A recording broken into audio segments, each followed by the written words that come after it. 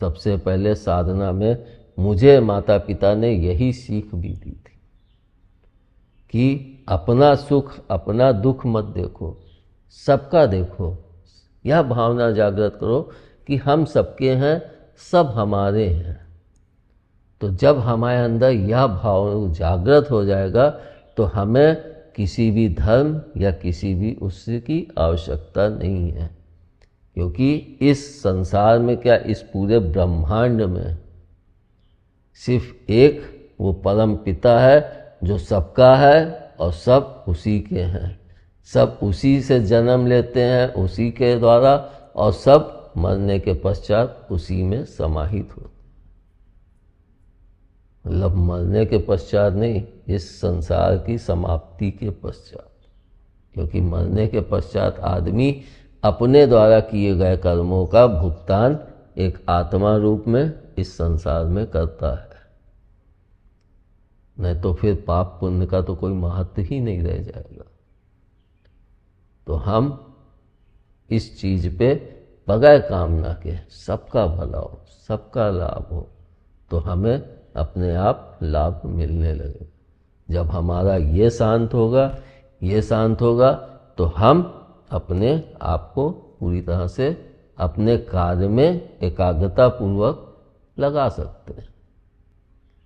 अब हम इसमें एक चीज़ और इस आसन में देखें तो हम देखते हैं हमारे मानव शरीर में जितनी भी चीज़ें खास हैं, आप स्वयं देखिए, जितनी भी चीज़ें खास हैं जो अदृश्य रूप से जुड़ी हुई हैं, वे सब हमारी रीढ़ की हड्डी में ही आती हैं। आप देखिए, हमारा तीसरा नेत्र सिर्फ शिव जी के नहीं, हम लोगों के भी तीसरा नेत्र है, मगर हम लोग जगा नहीं पाते, उसको शांत रखते हैं। तो हमारा तीसरा नेत्र कहाँ है? बीच में। उसके बाद नाक, सुगंध कहाँ है? बीच में। कान दोनों तरफ, मतलब उस लोक की भी आवाज़ सुनो, इस लोक की भी सुनो। लेकिन जब ये इस लोक उस लोक की सुनोगे तो हमको ध्वनि अपने अंदर की सुननी है। मतलब जब हम प्रत्यक्ष में खेल रहे हैं तो हम कान से वह ध्वनि बाहर सुने, और जब हम इस आसन में बैठ के अंदर का सफ़र कर रहे हैं तो हम कानों से बाहर की ध्वनि सुनने के बजाय अंदर की ध्वनि सुने। इसके पश्चात हम जब और नीचे बढ़ते हैं तो हमारा ये मुंह, जिससे भोजन हम लोग प्राप्त करते हैं, वो अंदर जाके अदृश्य रूप में हो जाता है और फिर उससे हमें ऊर्जा प्राप्त, वो बीच में ही है। इसके पश्चात हम और नीचे बढ़ते हैं तो ये तो हृदय दोनों तरफ हार्ट है। इसके बाद हम जब नीचे, तो ये हमारी नाभि चक्र, ये भी रीढ़ की हड्डी के बिल्कुल सेंटर में है, और इसी नाभि चक्र से ही एक नया जीवन पनपता है, तो वह भी बीच में ही। इससे और नीचे बढ़े तो हमारा आधार चक्र, और आगे बढ़े तो हमारा मतलब लिंग, चाहे स्त्रीलिंग हो चाहे पुरुष का लिंग। स्त्री के उस क्षेत्र को जननांग कहते हैं और पुरुष के लिंग कहते हैं। वह भी बिल्कुल बीच में ही है, और सारी गंदगी निकालने का माध्यम पीछे है, वह भी रीढ़ की हड्डी के बीच में ही है। मतलब हम लोग गंदगी को अपने आगे तो नहीं देखना चाहते, पीछे ही देखना चाहते हैं, लेकिन गंदगी को फैलाओ मत। यही सीख प्रभु देते हैं कि सफाई और स्वच्छता का विशेष ध्यान रखो। फिर हमारा यह हिस्सा तो पूरा हो गया। अब यह पैर भी बीच में बना लिया, ये भी रीढ़ की हड्डी के सीध में हो गए, और उसके पश्चात हाथ भी दोनों मिला के रीढ़ की हड्डी के सीध में रखा। यानी हमारा जो भी फोर्स ऊपर तक जा रहा है, जो पैरों को संचालित करता है, जो हाथों को संचालित करता है, वह सारा कुछ हमारी रीढ़ की हड्डी से ही जाता है। तो हम उसी मार्ग से अपनी ऊर्जा को भी जागृत करें। क्योंकि हमें पैर हिलाने के लिए जो ऊर्जा चाहिए वो भी तो दिमाग के ही द्वारा संचालित की जा रही है। वही तो उसको भेजता है कि शक्ति देता है कि तुम पैर उठाओ, तो व्यक्ति पैर उठाता है। तो हम ऊर्जा को एक सही मार्ग दे सकते हैं और सही उसका संचालन कर सकते हैं। जब हम इसमें बैठेंगे तो ऊर्जा का सही संचालन होने के कारण हमारा ध्यान इतना अभूतपूर्व लगेगा कि हमें खुद एहसास होगा कि हमने बहुत अच्छे ध्यान लगा। इसके पश्चात हाथ की पोजीशन में जैसा कि मैंने बताया कि अंगूठा ये, तो ये दोनों अंगूठे तो यहाँ जुड़े होने चाहिए और फिर ये बीचों बीच, ये दोनों उंगली बीचों बीच ये भी यहाँ जुड़ी होनी चाहिए। जितना नीचे जाके जुड़े वहाँ पे रखिए। इसके बाद ये नहीं जुड़ेंगी और फिर ये ऊपर और ये नीचे, लेकिन ये पांचों उंगलियां आपस में जुड़ेंगी नहीं। जो दो उंगली जुड़नी है वो दाहिने हाथ और बाएं हाथ की, मतलब लेफ्ट हैंड और राइट हैंड की अंगूठा और ये दोनों उंगली ये जुड़ेंगी। बाकी सभी उंगली, बीच वाली भी मध्यमा भी इस ढाल के अंदर ही रहेगी और ये ऊपर में छिंगली साइड में, लेकिन इनका मिलाप नहीं होगा, मिलाप सिर्फ इनका होगा। और यही दो, ये हमारी शक्ति का प्रदर्शन करती है और ये परम पिता का, आत्मा का। आत्मा सशक्त होती है इसलिए ये मजबूत है, शक्ति तेज होती है इसलिए इसमें तेज है। गुस्सा आई खट्ट से, तो मतलब ये अंगूठे जुड़े इस तरह से नखून से, अंदर जाएंगे तो नखून से, फिर ये जुड़ा, फिर आपके ये उंगलियां ऐसे हो गई, ये आपस में नहीं जुड़ी, ये ऊपर हो गई और ये साइड में नीचे हो गई। मतलब पूरा पैर, जो नस के द्वारा हमारी वेव्स जा रही हैं, ऊर्जा जा रही, संचालित कर रहा हूँ हाथ से ऊर्जा और पैर की, तो वो किन किन नसों के माध्यम से जा रही, उसी के अनुसार ही ये उंगलियों को यहाँ पे कि इस तरह से रखेंगे तो हमारी ऊर्जा अत्यधिक सही और सुचारू रूप से यहाँ तक पहुँच पाएगी। इसके पश्चात सबसे बड़ी चीज़ जो इसमें एक है, जो इसकी बाधा भी कह लें, वह है कि जब भी हम करें इस आसन को तो उस माहौल में करें जहाँ एकदम शांति हो, ठंडक हो, बहुत ठंडी भी नहीं, हल्की ठंडक हो। जिनके पास एसी वगैरह हैं वो, लेकिन प्राकृतिक हवा खुला होना चाहिए, तो हमारे को और बहुत लाभ, एसी में बैठ के वो लाभ नहीं मिलेगा। और सबसे ज़्यादा शांति और जो लाभ ठंडक मिलती है वो हमें सुबह के समय में मिलती है। तो अगर हम देखें तो इसका सबसे बढ़िया, जैसे हर उसके 3 महीने की फर्स्ट, सेकंड, थर्ड, तो फर्स्ट है कि हम सुबह 3:30 मतलब 3 बजे के बाद बैठें, सबसे शुभ मुहूर्त है, शांति भी है। आप उस समय बैठिए, आपको न चिड़ियों की चहचहाट न, एकदम शांत, फिर आप ध्यान को एकदम अच्छे से केंद्रित कर सकते हैं।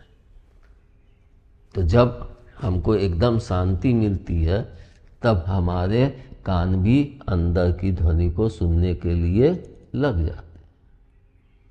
और इसका हम एक उदाहरण और भी देख सकते हैं। हम इस आसन को दिन भर 24 घंटे कर सकते हैं, किसी भी समय इस पर कोई पाबंदी नहीं है। बस पाबंदी क्या है, शोर नहीं होना चाहिए, शांति होनी चाहिए, अंदर में भड़बड़ाहट नहीं होनी चाहिए, शांति होनी चाहिए। क्यों नहीं, समय का कोई वो नहीं है इसमें, आप दिन में कर सकते हैं, रात में कर सकते हैं, दोपहर में कर सकते हैं, जब चाहे तब कर सकते हैं। क्यों? इसका सबसे बड़ा कारण आप स्वयं देखिए, सब कुछ दृष्टिगत है मगर हम लोग उसको अनुभव ही नहीं कर पाते हैं। आप जाइए कहीं पे सिर्फ शिवलिंग है, आजकल तो शिवलिंग एक कोने में कर दिया, होते हैं हर मंदिर में होगा शिवलिंग, लेकिन हनुमान जी मेन है, कहीं कोई मेन है, कहीं कोई शिवलिंग एक कोने में।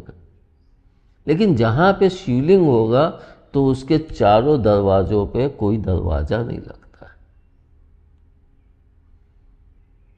यह कहा भी गया कि शिवलिंग में दरवाजे कभी उस मंदिर में नहीं लगाए जाते हैं जहाँ पे शिवलिंग स्थापित हो। क्यों? कि भूत भी पूजते हैं, प्रेत भी पूजते हैं, पिशाच भी पूजते हैं, देवता भी पूजते हैं, और हम इंसान तो कितने भ्रमित हैं। अच्छी चीज़ को तो थोड़ी देर पूजते हैं और बाकी प्रेम में बहते रहते हैं। तो यह हमें शिव मंदिर दर्शाते हैं कि हमारे लिए इस शिवलिंग पे आसन पे बैठने से कोई भी समय की बाध्यता नहीं है, और जितना हम इसको खुले में करेंगे, प्राकृतिक के साथ जुड़ के। शक्ति क्या है? शक्ति प्राकृतिक स्वरूप है। उसने भी तो अपने को केंद्रीकरण से विकेंद्रीकरण किया, तभी तो वह पुष्प में भी शक्ति है, पेड़ में भी शक्ति है, जड़ में भी शक्ति है, तने में भी शक्ति है, हम इंसानों में शक्ति है, इस प्रकाश में शक्ति है। शक्ति के बिना कुछ है ही नहीं। मतलब अपने को कितने भागों में विभाजित कर दिया शक्ति। और शिवलिंग यही कि हम शक्ति को शिव के साथ साध सकते हैं, और उसके लिए समय की कोई भी पाबंदी नहीं है। बस पाबंदी क्या है कि शोर नहीं होना चाहिए और ठंडक होनी चाहिए, और प्राकृतिक वातावरण में करें तो हमें 100 गुना लाभ होगा। और अगर हम सोचें कि हम एसी में बैठ के ठंडक है तो कर लेंगे, तो वो लाभ नहीं मिल पाएगा, क्योंकि उसमें वो शांति नहीं मिलती। एसी का अनुभव मुझे भी है। मैं भी 2-3-4 साल एसी में सोया हूँ, और इतना सोया हूँ कि खिड़की खोलते ही नहीं था। तब माँ मेरे को समझाई कि इसको बंद करो वरना तुम बेकार हो जाओगे, कूलर लगवाओ। एसी हटा दिया और सोचता था कि एसी ही खराब हो गया, कूलर लगवाया। तब से मैं कूलर पे ही आज मुझे लगता है 7 साल के लमसम हो गया। तो यह भी एक अनुभव है कि हम अगर एसी में रहेंगे तो हम उस एसी के ही लायक हो जाएंगे, उसके बगैर ना हम बाहर जा सकेंगे, ना आ सकेंगे, ना रह सकेंगे। लेकिन हम प्राकृतिक के साथ रहेंगे तो हम हर जगह जा सकते हैं, हर जगह आ सकते हैं, और हर जगह अपना परचम लहरा सकते हैं, क्योंकि प्राकृतिक की शक्ति हमें प्राकृतिक में ही रह के मिलेगी। अगर हम प्राकृतिक से हट के घर में कैद हो गए तो कभी नहीं मिलेगी। तो समय आपको कि समय आप कोई भी कर सकते हैं, लेकिन निरंतरता जरूर रखिएगा कि ये नहीं आज किए बहुत दर्द हो रहा है तो कल नहीं बैठे, फिर परसों बैठे, तो ये नहीं। थोड़ी देर बैठो, आरंभ करो। इसके पश्चात आता है कि हमको एक समय चुनना चाहिए। कुछ लोग क्या करते हैं कि जब समय मिला, सुबह मिला तो सुबह कर लिए, शाम को मिला शाम को कर लिए, रात में मिला रात में कर लिए। ये नहीं चलता है। आपके इस प्रत्यक्ष संसार में भी नहीं चलता है। आप बताओ, स्कूल में अगर लेट पहुंचते हो तो आपको दंड मिलता है कि नहीं मिलता है? ऑफिस में जाते हो अगर देर से तो वहाँ बॉस आपके ऊपर गुस्साता है कि नहीं? और ज़्यादा दिन देर तक जाओगे तो फिर आपको दंड का विधान भी। तो वहाँ पे तो हम समय से उपलब्ध हो रहे हैं, लेकिन उसके मार्ग में कि समय से नहीं उपलब्ध हो तो क्या सोचता है वो क्या दंड देगा? वो अपने बच्चों को दंड देगा। लेकिन बच्चों को दंड नहीं देगा तो आशीर्वाद भी तो नहीं देगा कि फलो फूलो। जो कर रहे हो जाओ करो पाओ। और सबसे बड़ी चीज़ एक और है कि हम ऐसे वस्त्र धारण करके पहने जो हमें शांति दें। और इसको मैंने कहा है कि या तो आप गेरुआ वस्त्र लें, या सफ़ेद लें, या हल्का पीला लें, डार्क पीला ना लीजिएगा। कोई भी कलर डार्क नहीं सही रहता, क्योंकि डार्क में हम एक चीज के ही ऊपर प्रेषित हो जाते, और लाइट है तो हर चीज थोड़ा थोड़ा सावधानी पूर्वक संभाल के उसमें एक शांति होती है। आप खुद देखो कि आप डार्क कलर का कपड़ा पहनोगे तो आपके अंदर एक तेज प्रस्फुटित होगा, जो एक आपको शायद अंदर से गुस्सा और उसमें भी प्रभाव डालता है। लेकिन वही आप लाइट कपड़े पहनो तो आपको एक शांति देता है, एक दिमाग को शांत करता है, और दूसरों को भी देखने में एक शांति महसूस होती कि इसके वस्त्र में एक शांति होती। मतलब कहते हैं ना, मनसा वाचा कर्मणा, मतलब मन से, वचन से, कर्म से, तीनों से एक हो जाओ। और हर चीज की भूमिका, वस्त्र की अपनी जगह है, निरंतर प्रयास की अपनी जगह है। जब ये सब मिलके एक होते हैं तभी हम मानव से महामानव बन पाते हैं।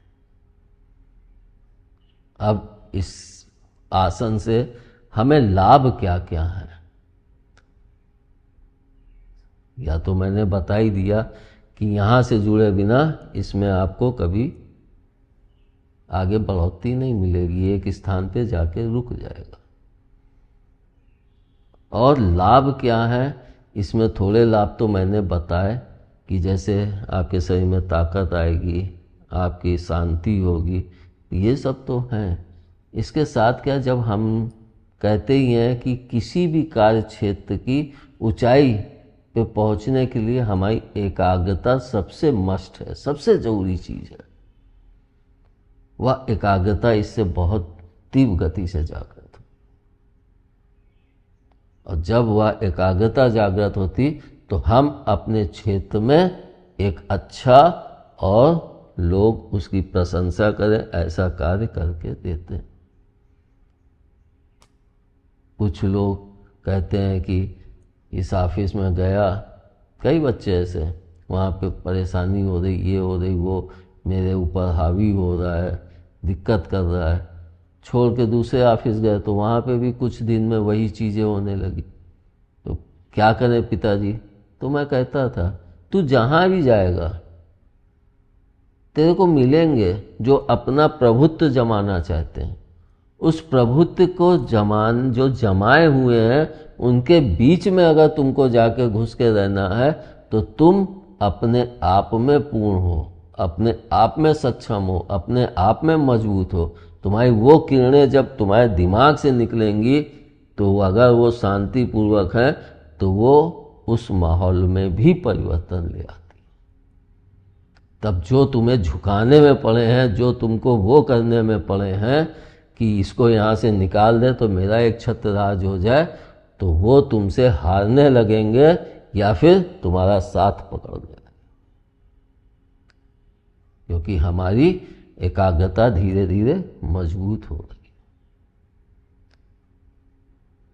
है। और इसके पश्चात जो इसके और लाभ हैं तो उसको मैं वर्णन तो कर सकता हूँ। लाभ बहुत हैं जिनका वर्णन क्या करूँ। बोलने को तो मैं बोल सकता हूँ, लेकिन जब आप स्वयं करके और उस लाभ को प्राप्त करेंगे तो वो आपके अंदर सुदंड तरीके से स्थित हो जाएगा।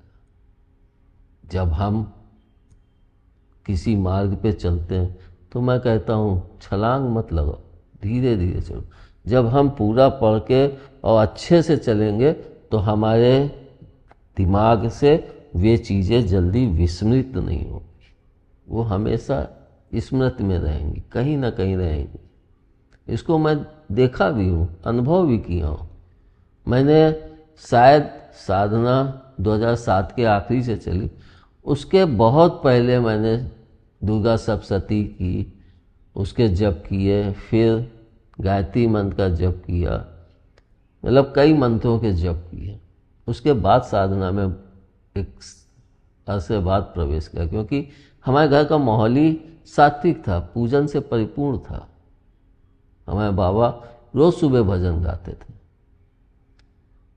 या भी मेरे उसी वाक्य का कि जिस आत्मा को जैसा माहौल चाहिए होता है वह उसी माहौल में जाके जन्म लेती है ताकि हम अपनी सद्गति कर सकें। तो हम को वो सात्विक माहौल प्राप्त हुआ। और जो लोग कहते हैं कि चमत्कार नहीं होता है, मैं कहता हूं इस आसन को करो, चमत्कार खुद अनुभव करोगे, खुद तुम्हारे अंदर होगा, तुम खुद रियलाइज करोगे। किसी और से चमत्कार की कामना ही क्यों करें? हम उस प्रभु से करें कि वो हमें वह शक्ति दे कि हम अपने अंदर वह चमत्कार करें और लोगों का भला करें, लेकिन चमत्कार का कभी प्रदर्शन मत करें। जहाँ आपने प्रदर्शन किया वहीं पे आपकी वह शक्ति छीन हो जाएगी। मतलब हर चीज का निर्माण प्रभु ने बहुत सोच समझ के बहुत उससे किया है कि व्यक्ति अगर चलेगा तो ही मिलेगा, और चलने पे भी दो मार्ग, हर उसमें दो मार्ग आते हैं। जैसे हम इस मार्ग में भी चलेंगे तो एक सात्विक होगा, एक आसुरी सत्व होगा। तो जो सात्विक होगा वह और एक आसुरी, अब हम चल तो रहे हैं और हमारी सोच आसुरी है, तो हम जब चल रहे हैं और आसुरी सोच है तो वो कहाँ पे रुक जाएगी? क्योंकि प्रेम के जब हृदय से, मैंने कहा ना कि हृदय से ऊपर बढ़ने के लिए अगर तुम्हारे अंदर प्रेम नहीं है तो तुम ऊपर का मार्ग कभी नहीं चल पाओगे। इसलिए प्रभु ने हर चीज का निर्माण बहुत अच्छे से किया, और ये शिवोहम और जो मंदिर का ये हम लोगों को ज्ञान देने के लिए किया, और शायद ये उस समय प्रभु का फैला भी होगा, तभी तो आज पूरे विश्व में जगह जगह शिवलिंग हैंगी। तो इतना फैला होगा तभी तो है। लेकिन धीरे धीरे, क्योंकि उससे सबकी दुकानें बंद होने लगती, बहुत सी दुकानें, शांति हो गई, लड़ाई नहीं, किसी को नहीं कि विद्वेष फैला के कमाई करें, ये करके लड़ाई हो, बारूद गोला चले, तो वो सब धीरे धीरे शांत होने लगते हैं। और जब शांत होके एक सही दिशा में बढ़ते हैं तब उसी को कहते हैं राम राज्य। राम और कृष्ण हमारे बाहरी स्वरूप हैं, अंदर में सिर्फ शिव स्वरूप ही चलता है। अब हम इस आसन पे तो बैठ गए, ये लाभ भी समझ लिए ये सब, लेकिन हम ध्यान कहाँ पे केंद्रित करें?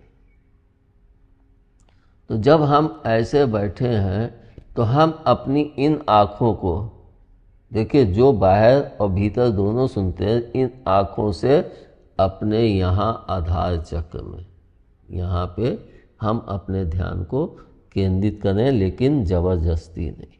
धीरे धीरे आप कभी ना कभी तो उस जगह को देख पाएंगे।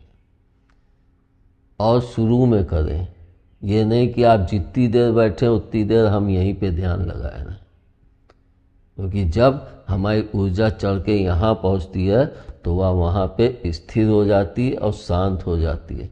उस समय हमें अपना देह भान भी भूल जाते हैं, हमें अपना देह भान भी नहीं होता है, हमारी उंगलियां कहाँ पे हैं कहाँ नहीं ये भी नहीं। उस समय जिस तरह से उस आसन पे जैसे उंगली होनी चाहिए वो अपने आप ऑटोमेटिक वैसी हो जाती, यानी तब हम कि हमारा ध्यान बहुत तीव्र, बहुत अच्छे से, हमें बाहरी चीज़ों से एकदम कट ऑफ हो गया। मतलब इससे हम अंदर को देखें, इससे हम अंदर का सुने। नहीं सुनते हैं कोई बात नहीं, मत सुनो, लेकिन बाहर का भी सुनना बंद कर दो। इसीलिए कहा शांति और हल्की ठंडक सबसे ज़्यादा मस्ट है। इसके पश्चात जो कुछ बचा होगा तो फिर आगे बताएंगे, लेकिन आपको कि आप इसमें बढ़िए, ये मैंने इस नवरात्रि में मतलब बहुत अधिक प्रसन्नता हुई कि मैं जन के लिए, प्रभु के सभी बच्चों के लिए एक ऐसा मार्ग खोजा है कि वे किसी धर्म के हों, अपने एक कहीं पे बैठ गए, खिड़की है कमरे में, वहीं खिड़की के पास बैठ गए। और इसमें एक सबसे बड़ी चीज़ जो है वो कि आप जब भी इस आसन पे बैठे आपका मुंह उत्तर की तरफ, बाकी किसी दिशा की तरफ नहीं, सिर्फ उत्तर की तरफ, क्योंकि उत्तर में ही हमारा कैलाश है। तो आप बैठ के उत्तर की तरफ मुख करके बैठे, और जो कुछ और छूट रहा होगा वो फिर आगे वीडियो में बताएंगे। लेकिन इसको करके आप भी लाभ उठाइए और संसार को भी लाभान्वित कीजिए, ताकि इस संसार में जितना कुकर्म और ये सब फैला हुआ है उसमें भी शांति आए। कि हर तरफ युद्ध, हर तरफ कितने जन मर रहे हैं, कहीं पे 1000, कहीं पे कितने लोगों की मौत हो गई। क्या इंसान इस छोटी सी जमीन के टुकड़े, इस छोटी से धन के लिए, छोटे से लालच के लिए अपने को कितना नीचे गिरा चुका है कि प्राकृतिक का भी विनाश कर रहा है और अपना तो कर ही रहा है। आज आप बताइए, यूक्रेन युद्ध है या कोई भी युद्ध लीजिए, किसको फायदा मिलता है? न आक्रमण करने वाले को मिलता है और न आक्रमण सहने वाले को मिलता है। तो इसका सबसे बड़ा कारण भी मुझे यही समझ में आता है कि आजकल व्यक्ति छोटी सोच लेके चलता है। पैसा दे दिया, खाना बना दिया, ये होटल में खा लिए, पढ़ाई कर लिए। क्या पढ़ाई किए? पैसे के लिए, कि किसमें हम धन ज़्यादा कमा सकें। लेकिन जब हम शांति और संगठित होके एक पूरे मनोयोग से उस मार्ग पर बढ़ते हैं, तब हमारी वेव्स इस संसार के लिए भी हितकारी होती हैं, हमारे लिए भी हितकारी होती हैं और हमारे परिवार के लिए भी महाहितकारी हो जाती हैं। धन्यवाद। जय माता की, जय बोले। जय बोले, जय माता की।